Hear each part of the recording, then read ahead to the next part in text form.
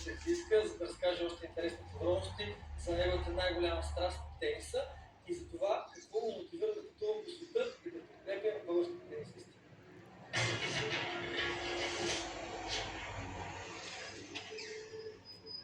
Пак се срещаме тук в един от най-топлите земски дни. Здравей, Тако, как си?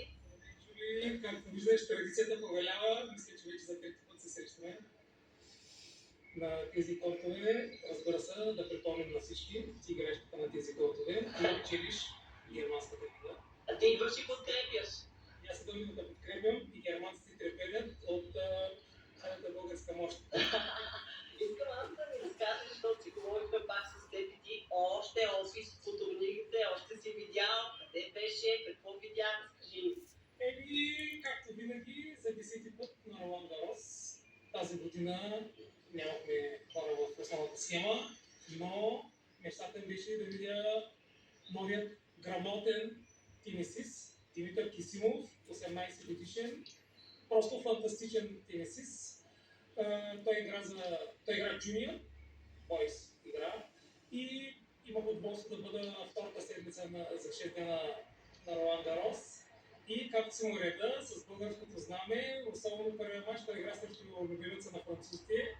Абсолютно напечен матч и както винаги бях сам срещу всички, българското знаме и обърнахме матча.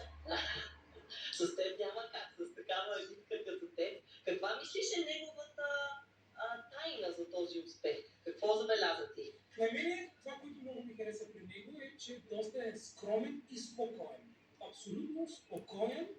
Играе, не хвърля топки, не хвърля ракети, не се ядосва излишно. Когато загуби точката, продължава и знае, че ето загубата с точка, забравя и продължава напред. Игра абсолютно спокойно. Ние играхме на един малък корт, където имаше 300-400 французи, които викаха като луди. Френската публика знаеш как е, особено на Ролан Гарос, също техният любимец, от който ще игра. И той го обърна. Разбира се, в публиката беше и Цвети Пирокова, може би той е от Пловдив и тя е от Пловдив. Тя така му търна на повече доверие, оптимизъм и той победи. Това беше най-хубавото. Но, пак казвам, много хубав, грамотен тенис. Разбрах, че на вечерна сесия си бил женска. Кажи ни за нея малко повече. Скромната тениска. Знаеш, съм любимец на дамския тенис. Тази година за първи път в историята имаше вечерна сесия, дамски тенис с Сабаленка, с Осака. Беше просто фантастично. Ти знаеш, аз съм... Заслужаваше си. Сабаленка заслужаваше от всякъде. И двете играха много добре. Сабаленка победи, но това е добре за тениса. Добре за дамския тенис, добре за тениса. Беше абсолютно пълен стадиона. Хората са начифиха наистина много. Беше фантастично преживяване. А какво мислиш за новата звезда Майя Хвалинска? Успя ли да я погледаш? Майя Хвалинска гледаха два мача. Първият мач беше с Ига Швантик. Корта, за съжаление, е празен. Ние сме говорили по тази тема, че много хора не гледат дамски тенис. Корта беше празен, но тя има също много интересен тенис. Доста неконвенционален тенис. Играе с май с двете страни. И пуска къси топки, бяга напред-назад. Да не забравим, че тя тръгна в квалификациите, в квалификационни матчи, стигна до финала. Гледам втория матч срещу Диана Шнайдер.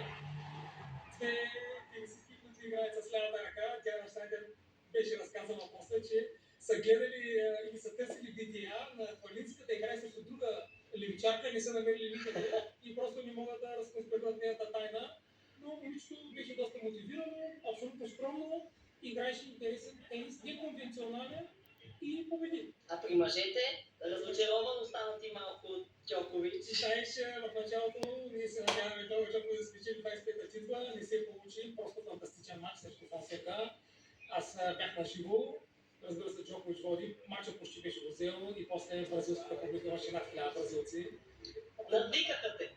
Не надвикаха всички, разбира се, бяха супер фея, накрая се поздравяхме, но просто те също обърнаха матча. Беше 35 градуса, беше не само нещо. Те почнаха 4 часа да играят. Направиха уникален матч. Фонсека 19 годишен, оцели абсолютно всички линии. Той, освен да играе рискован тенис, друго нямаше какво да направи с Джокович. И тогава те му втъкнаха също голям оптимизъм.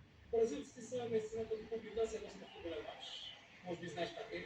И обърна матча, накрая се поздравиха, победи момчето, заслужаваш. А какво сега следва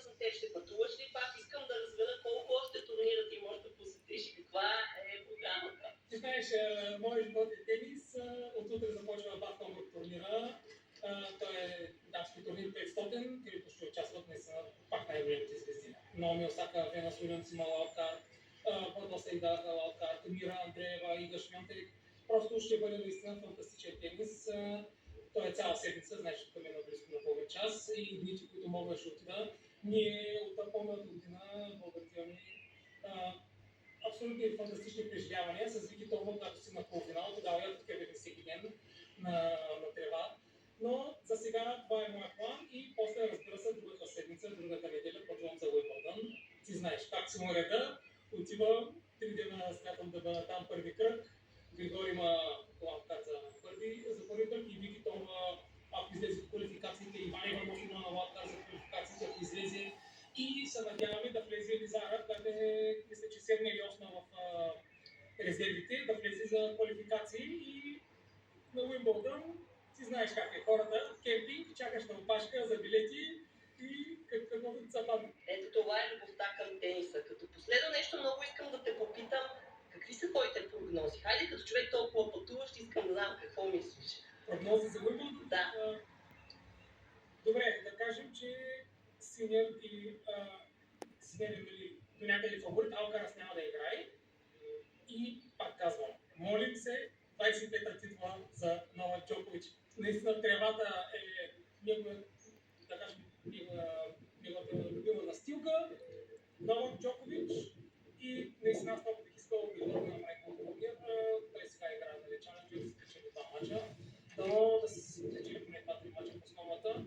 А за жените, съжалявам, пак ще кажа, Арина Сабаленка е моят фаворит и може и Мира Андреева да се представи добре. Тя е сега с тази победа на Ролан Гарос, така и се вдъхна доверие. Има хубав сервис за да покажа. Айде да видим. Гледайки тако в нашето предаване, ще направим игра. Другата седмица чакаме Джули в студиото, ще анонсираме игра с награда, който познае финалистите, ще спечели, ще кажем какво, когато му дойде време, така че намислете се по един фаворит.